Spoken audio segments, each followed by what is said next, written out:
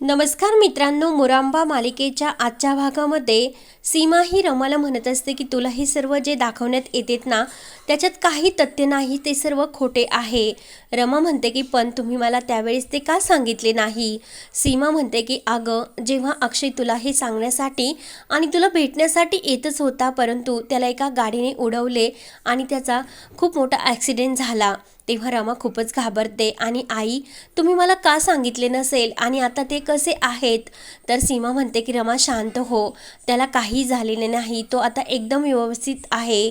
माझ्यावर तू विश्वास ठेव, फक्त अक्षयला त्या अवस्थेत तू त्याला बघू नये, कारण तुला खूप वाईट वाटेल म्हणून त्याने हे सर्व लपून ठेवले आणि तो कुणाला हे सांगून सुद्धा देत नव्हता. तेव्हा रमा म्हणते की पण आई त्यांनी तर आता रेवाला स्वीकारले आणि तीच त्यांना हवी आहे. तेव्हा लगेच सीमा म्हणते तसे काही नाहीये, मला हरणारी नाही तर लढणारी सून हवी आहे आणि जे अक्षयने तुझ्यापासून लपून ठेवले ना तेव्हा त्यासाठी त्याला माफ कर, परंतु तू जर या घरामध्ये परत आली नाही तर तुला जे चित्र दाखवण्यात येतेत ना ते चित्र सत्यात उतरण्यासाठी वेळ लागणार नाही, ही गोष्ट तू लक्षात ठेव रमा. तेव्हा रमाच्या डोक्यामध्ये प्रकाश पडतो आणि रमा लगेच सीमाला म्हणते की आई माझा संसार वाचवण्यासाठी मी परत या घरामध्ये येते. सीमाला आनंद होतो आणि सीमा ही रमाच्या चेहऱ्यावरून हात फिरून रमाला घरात ये असे बोलते आणि घरामध्ये निघून जाते. त्यानंतर इकडे रमाकांत काका, आरती, जान्हवी हे रमाच्या घरी म्हणजे कावेरीच्या घरी आलेले असतात आणि झालेला सर्व प्रकार ते कावेरी, मंगलामावशी, पंकज यांना सांगतात. कावेरी आणि मंगलामावशी म्हणते की अहो इतके काही घडले, तुम्ही आम्हाला हे सर्व सांगायला हवं होतं. तेव्हा रमाकांत काका म्हणतात की अहो आम्ही सुद्धा वचनामध्ये बांधलो गेलो होतो आणि नाती जर जपायची असेल तर मग वचन हे पाळावेच लागते. आरती म्हणते की रमा आमच्या कुटुंबाचा भाग आहे, ती इकडे राहते, खरंच आम्हाला तिच्याशिवाय करमेनासही झाले आणि वाईटसुद्धा वाटत होते म्हणून आम्ही इकडे आलो. तेव्हा जान्हवी म्हणते की हो, त्यासाठीच आम्ही रमाला नेण्यासाठी येथे आलोत आणि परत त्यांचे काही गैरसमज वाढवायला नको. तेव्हा लगेच कावेरी विचारते की म्हणजे ते डिहोचे पेपर आणि ते रेवानेच पाठवले होते ते सर्व खोटेच होते ना. तर कोणी काहीच उत्तर देत नाही. त्यानंतर इकडे मालिनी ही रेवा आणि अक्षयच्या लग्नाची पत्रिका सुद्धा तयार करून पार्वती आजीला दाखवते आणि आता यामध्ये फक्त लग्नाची तारीख ठरवायची तेवढीच फक्त बाकी आहे असे खुश होऊन बोलते. तर पार्वती आजी पत्रिका बघून खूपच खुश होते आणि आपल्या क्लासला शोभेन असे आपण लग्न करूयात. तेवढ्यात लगेच शशिकांत तेथे त्यांच्या घरी आलेला असतो. तर लगेच मालिनी म्हणते की काय हो, इतके दिवस कुठे होतात. तर लगेच शशिकांत म्हणतो की बिझनेसच्या मीटिंगसाठी मी पॅरिसला गेलो होतो आणि पार्वती आजीला विचारतो की आता अक्षय कसा आहे. पार्वती आजी म्हणते की एकदम बरा आहे आणि रेवा खूपच छान त्याची काळजी घेते. तेव्हा लगेच शशिकांत खुश होऊन म्हणतो की म्हणजे अक्षय एका झटक्यात आता बरा होईल, कारण ती माझी होणारी डॉटर इन लॉ आहे.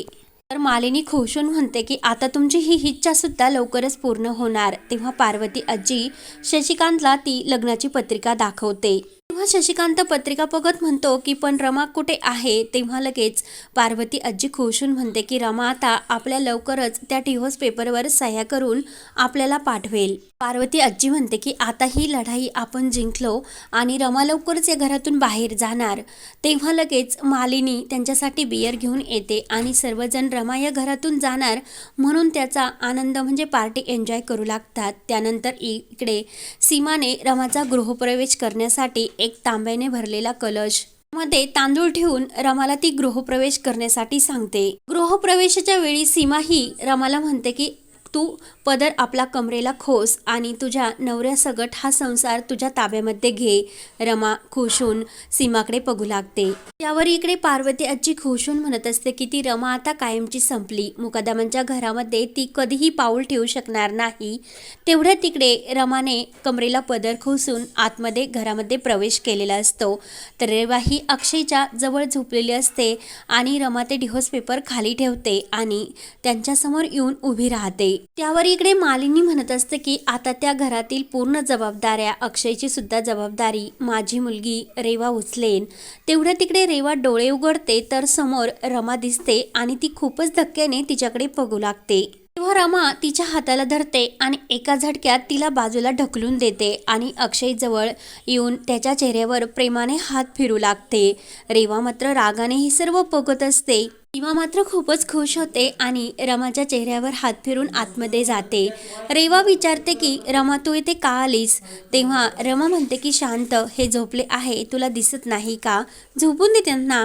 रेवा काही ऐकत नाही आणि कुठल्या नात्याने रमा तू इथे आली? अक्षयने जर तुला बघितलं तर त्याला हे सर्व नाही आवडणार. तेव्हा माझ्या खांद्यावर डोकं ठेवून तो झोपला होता, तू का आली येतेस? तेव्हा रमा म्हणते की काय खांदा खांदा लावून बसली ग? तुझ्या आवाजाने जर त्यांना जाग आली आणि त्यांना काही त्रास झाला तर तुला अशी अवस्था करेल मी की तुला खांदा देण्यासाठी कोणी भेटणार नाही आणि इथून चालती हो. तेव्हा रेवा रागाने जायला निघते तर रमा तिच्या पायामध्ये पाय घालून तिला खाली आपटते आणि परत जर सुधारली नाही तर तुला मी आयुष्यातून कायमची उतरवेल आणि माझा नवरा फक्त माझाच नवरा आहे, ही गोष्ट कायम तू लक्षात ठेव. बायको आपल्या नवऱ्यासाठी काय करू शकते हे तुला आता लवकरच समजेल. तर रेवा रागाने तिथून निघून जाते तर रमा प्रेमाने अक्षयच्या चेहऱ्यावरून हात फिरवत असते. तेवढ्यात अक्षयला जाग येते आणि डोळे उघडतो तर रमाला बघतो आणि मला भास वगैरे काही होतात की काय? दिवसासुद्धा मला रमाच दिसत असते, रात्रीसुद्धा रमाच, म्हणून तो आईला आवाज देतो. तर रमा ही डोळे भरून अक्षयकडे बघत असते.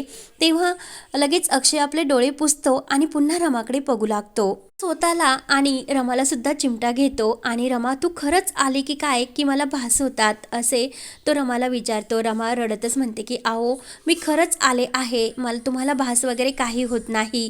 तर अक्षय प्रेमाने रमाचे डोळे पुसतो आणि त्याला खूप आनंद झालेला असतो. सीमा दरवाजातून हे सर्व बघते आणि तिला सुद्धा त्या दोघांना एकत्र पाहून खूपच आनंद होतो. सीमा मनात म्हणते की आता मला माझ्या मुलाची काळजी करायची काही गरज नाही. तेव्हा अक्षय म्हणतो की रमा तू खरंच आली का? तर रमा म्हणते की तुम्ही मला सांगितले नाही आणि मी येणार नाही का? गरज असताना आपलं नवरा बायकोचं नातं आहे आणि हे नातं असेच असते, दुसरं कोणीही आले नाही तरी ते दोघे मात्र एकमेकांसाठी येतात. रमा विचारते की काय हो, तुम्ही मला का सांगितले नसेल? अक्षय म्हणत असतो की अगं तुम्हाला या अवस्थेत बघायला नको, तुला खूप वाईट वाटले असते म्हणून मी तुला हे सर्व सांगितले नाही. आणि परत तो रमाला विचारतो की रमा तू खरंच आली का? तेव्हा रमा अक्षयच्या हाताला धरते आणि हळूच तुम्हाला त्रास होईल, चला आता आराम करा.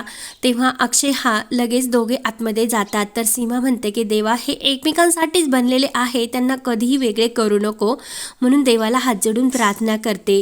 त्यानंतर इकडे शशिकांत आणि पार्वती आजी दरवाजात येतात आणि ती रमा आपल्या घरातून कायमची संपली असे त्यांना वाटत असते म्हणून खुश सुद्धा होतात. दरवाजात दोघे येतात तर तेव्हा रमा ही अक्षयला धरून आतमध्ये जात असते आणि त्यांचे चेहरे तिकडे असतात. तर शशिकांत म्हणतो की अक्षयला धरून आतमध्ये जात आहे ती रेवाच आहे ना? पार्वती आजी म्हणते की अरे रेवाच असणार, दुसरे कोण असणार? शशिकांत म्हणतो की पण तिने साडी आणि त्या रमासारख्या 2 वेण्या घातल्या. तेव्हा पार्वती आजी म्हणत असते की मी तिला कायम सांगत असते की तुला अक्षयचं मन जर जिंकायचं असेल तर त्या रमासारखा लुक कर. एवढ्यात अक्षयचा तोल जातो आणि रमा म्हणते की आओ स्वतःला सावरा. तर रमाला बघून शशिकांत आणि पार्वती आजी यांना खूपच धक्का बसतो. त्यानंतर रमा आणि अक्षय आतमध्ये येतात. अक्षय म्हणतो की रमा आता तू आली ना, बघ मी कसा पटकनी लवकर बरा होतो. तेव्हा आपल्या हातातील ते काही रमा ते डिहोचे पेपर हे कपाटात ठेवून देते. तेव्हा तिला त्या सर्व क्षणाची आठवण होते आणि रेवा आणि पार्वती आजी तिच्या घरी ते डिहोस पेपर घेऊन आलेले असतात. रेवा अक्षयला मिठीत घेऊन झोपलेली असते. तेव्हा सीमाने तिला सांगितलेले असते की हे सर्व तुला दाखवण्यात येते. तेव्हा त्याच वेळी लगेच अक्षय म्हणतो की रमा मला पाय बेडवर घेण्यासाठी थोडीशी मदत कर ना, कारण आता त्याचा खूप त्रास होतो. तेव्हा रमा घाईने येते. तेव्हा अक्षय म्हणत असतो की लवकरच बरा होईल मी. अक्षय म्हणतो की मी लवकरच बरा होईल आणि तुझ्यासमोर गुडघ्यावर बसेल आणि तुझी मी माफी मागेल, पण तू रमा मला माफ करशील ना? तेव्हा रमा काही उत्तर देत नाही आणि तुमच्या गोळ्या औषधाची वेळ झाली असे बोलते. त्यानंतर इकडे रमा घरी आली म्हणून पार्वती आजी, शशिकांत, रेवा यांना खूपच असे टेन्शन आलेले असते. तर रेवा रडतच लग्नाची पत्रिका सुद्धा फाडायला लागते. पार्वती आजी म्हणते की रेवा हे काय करते, स्वतःचीच लग्नाची पत्रिका स्वतःच्या हाताने का पाडतेस? आपलं भविष्य फाडते, तुला काही अक्कल वगैरे आहे की नाही? तेव्हा रेवा रडतच म्हणते की आई आजी मग मी काय करू ते सांगा, ती रमा का परत घरी आली असेल? काही चान्सेस दिसत नाही. तेव्हा शशिकांत म्हणतो की चान्स येईल रेवा, थोडासा संयम ठेव. त्यानंतर इकडे रमा ही प्रेमाने अक्षयला सूप भरवत असते. अक्षय विचारत असतो की रमा मी लवकरच बरा होणार याची काही गरज नाही आणि तू सांग ना मला, तू माफ करशील की नाही? आणि मी तुला खरंच खूप मिस केले. मी तुला हे सर्व सांगणारच होतो, परंतु ह्या अवस्थेत मी तुला सांगू शकलो नाही. आणि रमा बोल ना काहीतरी, तू काहीच बोलत नाही. रमा मात्र काही बोलत नसते आणि हे औषध घ्या. तेव्हा अक्षय म्हणतो की औषधाची मला काही गरज नाही, माझं औषध फक्त तूच आहे. रमा काही उत्तर न देता आपल्या हाताने अक्षयची पूर्णपणे पाणी पाजून ती सर्व काळजी घेत असते.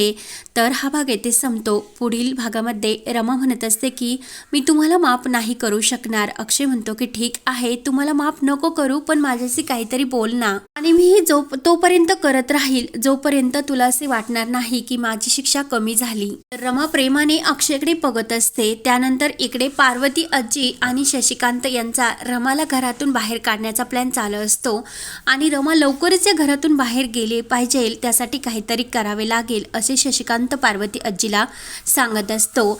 तेव्हा आता पुढे काय काय होत राहणार हे पाहण्यासाठी आपल्या चॅनलला नक्की सबस्क्राईब करत रहा. धन्यवाद.